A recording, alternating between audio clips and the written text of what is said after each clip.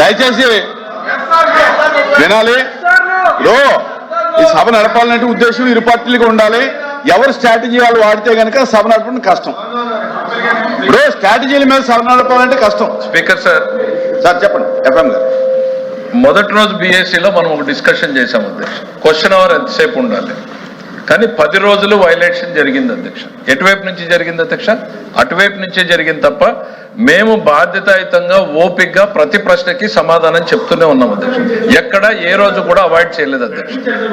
అన్న ఒక్క నిమిషం వినన్నా.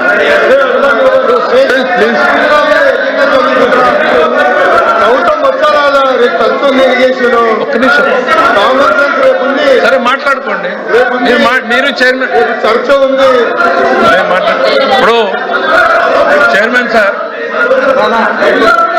చైర్మన్ సార్ ప్రతిరోజు కూడా నిన్న మొన్న కూడా తమ దృష్టికి తీసుకొచ్చారు. మొదటి రోజు మనం హౌస్ లో మాట్లాడింది ఆ హౌస్ లోనే ఈ హౌస్ లోనూ 1 అవర్ క్వశ్చన్ అవర్ జరపాలి. దాని పేరే క్వశ్చన్ అవర్ 1 అవర్ వైలేషన్ వచ్చింది. సరే మీరు ప్రాధాన్యత అనుకున్నారు, ప్రభుత్వం సిద్ధంగా ఉంది కాబట్టి చేస్తున్నాం కాబట్టి మేము చెప్తా పోతా ఉన్నాం అధ్యక్ష. ప్రతిరోజు ఎక్కడ కూడా డివేషన్ ప్రశ్నలు అడిగేటువంటిది వాళ్ళు అడిగినప్పుడు ఈ ప్రశ్నకు సమాధానం ఏం చెప్పాలి అనేటువంటిది వాళ్ళు డిసైడ్ చేయరు అధ్యక్ష, ప్రభుత్వం డిసైడ్ చేస్తుంది అధ్యక్ష. వాస్తవాలు ఏంది అనేటువంటిది ప్రభుత్వం చెప్తుంది. వాళ్ళు వినాలనుకున్న సమాధానం చెప్పడానికి మేము ఇక్కడ లేము అధ్యక్ష. వాళ్ళు ప్రశ్న వేసే ముందు వాళ్ళు ఆలోచించుకోవాలి. ఈ రాయలసీమ ఎత్తిపోతల పథకం మీద అడిగితే ఇది తిరిగి మన మెడకు చుట్టుకుంటుందా లేదా అన్నటువంటి ఆలోచన వాళ్ళకు ఉండాలి అధ్యక్ష. లేకుండా ప్రశ్నలు వేసి వాస్తవాలు వినడానికి వాళ్ళకి ఓపిక లేకుండా పోతే దానికి మేమెట్లా బాధ్యులం అధ్యక్ష?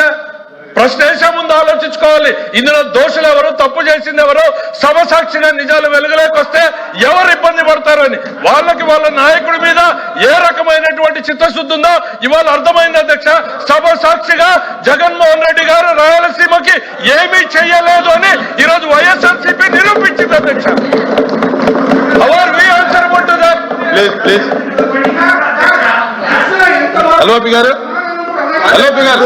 మీరు ఫైనాన్స్ మినిస్టర్ చెప్పారు, మీరు ఇలా కూర్చోండి. ఫైనాన్స్ మీద చెప్పిన దాన్ని నేను పూర్తిగా ఎక్కిపిస్తాను. ఎందుకంటే ఏదైనా ఆ సమస్యకు వచ్చి ప్రశ్న వస్తే ప్రశ్నకు వచ్చి మేము చెప్పిందే మీరు వినాలని.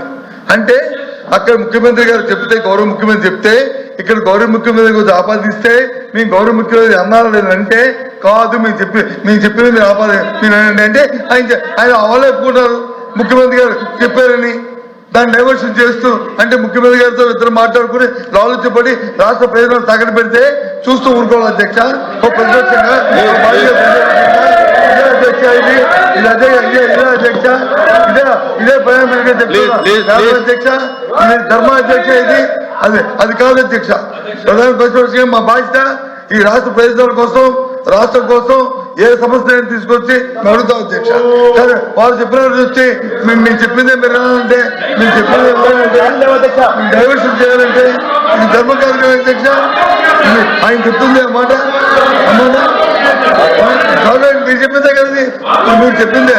ఇది బాగోడు ఏం చేస్తాం, బాగోడు ఏం చేస్తాం, బాగోడు ఏం చేస్తాం, బాగోడు ఏం చేస్తాం.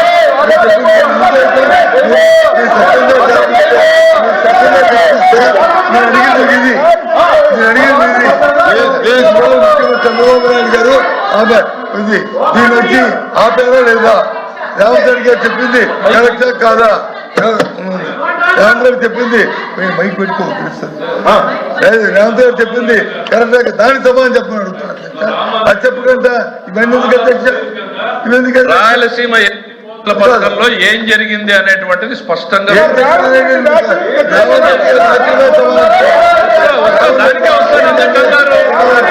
ఎందుకు సార్ ఆ రోజు సభలో ఇరు పక్షాలు మాట్లాడుకున్నారు. ఆ రోజు అక్కడ ముఖ్యమంత్రి గారు ఏదో చెప్పారు. సార్ వినండి సార్, వస్తున్నాం, దానికి వినే ఓపిక ఉండాలి, వినే ఓపిక ఉండాలి. ఆ రోజున తెలంగాణలో ఏదో జరిగింది, ముఖ్యమంత్రి గారు ఏదో ప్రకటన చేశారు అని చెప్తున్నారు. చెప్పినప్పుడు దానికి ఆ రోజు బాధ్యుడైనటువంటి ఇరిగేషన్ శాఖ మంత్రిగా పనిచేసిన హరీష్ రావు ఏం చెప్పాడు, మేం స్టే తీసుకొచ్చాము దీని మీద అని. దద్దమ్మ ప్రభుత్వం ఆ రోజు ఆంధ్రప్రదేశ్ లో ఉంది అనేటువంటిది ఈరోజు